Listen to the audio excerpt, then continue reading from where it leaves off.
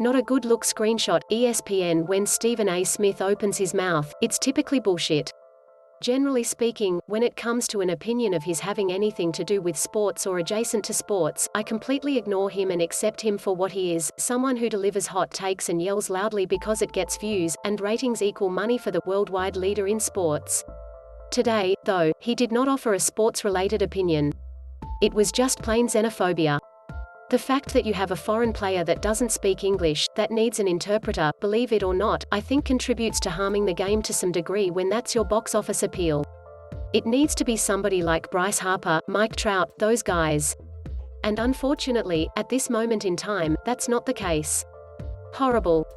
Smith apparently believes that the face of baseball has to be a white American, raised on hot dogs and apple pie, and anything other than that would simply fail to save the game of baseball. GO media may get a commission except for the fact that it's not failing. Despite the Los Angeles Angels' current fourth-place division standing, 9 games out of first at the All-Star break, Ohtani is must-see TV every night.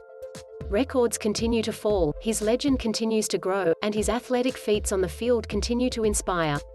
According to Frank Pingue of Reuters, Ohtani is the most searched player on the MLB Film Room video tool. Ohtani has been named the starting pitcher and leadoff hitter for the American League in the All-Star Game, and is also the betting favorite to win the home run derby tonight. Do you know how absurd that is? We make fun of pitchers for not being able to hit. Ohtani is the MVP front-runner and is putting together a season unlike any in the history of the game. Baseball was dying in the 90s. What saved it? It was the home run competition between McGwire and Sammy Sosa. Obviously Sammy Sosa, we learned later during his testimony on Capitol Hill, that suddenly he needed an interpreter. You know, baseball been very good to him, you know what I'm saying? That wasn't enough. He needed an interpreter to speak for him when he was on Capitol Hill. He certainly didn't need that when he was smacking those home runs, Smith said.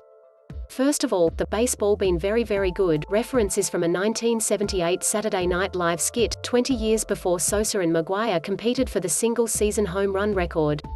Secondly, if I were testifying before the government of a country where I wouldn't be in a position to speak my primary language, you'd better believe that the most prudent decision I could make, for the sake of accuracy, would be to use an interpreter.